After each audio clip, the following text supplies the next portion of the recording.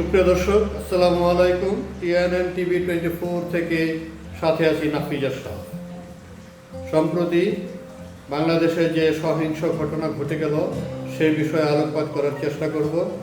শেষ পর্যন্ত শিক্ষার্থীদের কোটা সংস্কার আন্দোলনের সুযোগ লুফে নিয়েছে সুযোগ সন্ধানী অন্য একটি রাজনৈতিক পক্ষ।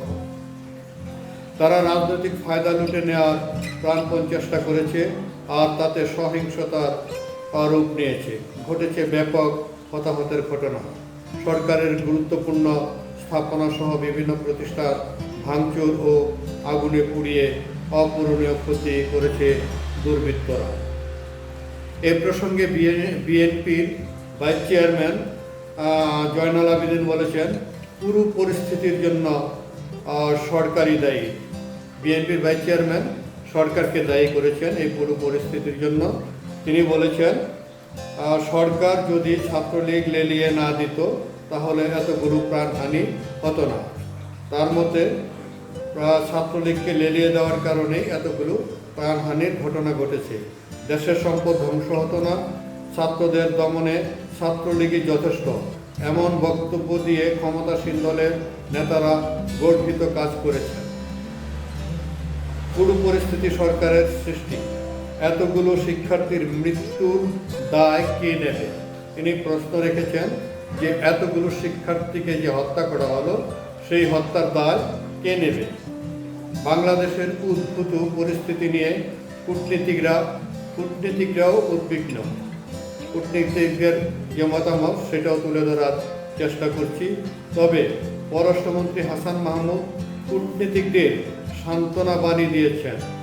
মন্ত্রী বলেছেন, দেশে চলমান পরিস্থিতি অভ্যন্তরীণ ইস্যু। তিনি দেশের এই চলমান পরিস্থিতিকে কূটনীতিকদের কাছে বলেছেন, এটা আমাদের অভ্যন্তরীণ ইস্যু, এটা আপনাদের মাথা কামানোর কোনো প্রয়োজন নেই।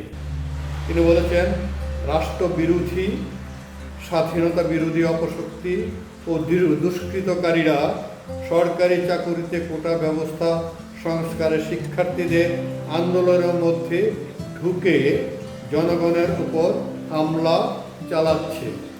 তার মধ্যে দেশ শিক্ষার্থীরা যে কোটা সংস্কারে আন্দোলন করছে সেই আন্দোলনের ঢুকে দুষ্কৃতকারীরা এই অপকর্মগুলো চালিয়ে যাচ্ছে।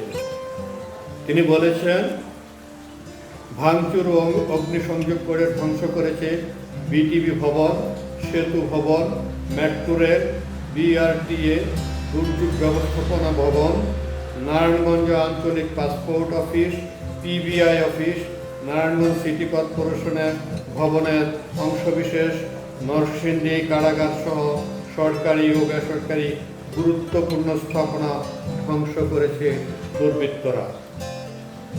এদিকে কোটা সংস্কার আন্দোলন শিক্ষার্থীদের এক পক্ষ শাটডাউন চালিয়ে যাওয়ার ঘোষণা দিয়েছে, কিন্তু অপর পক্ষ সুপ্রিম কোর্টের আদেশকে ইতিবাচক বলে মন্তব্য করেছে। দর্শক, ভালো থাকবেন। আল্লাহ হাফেজ।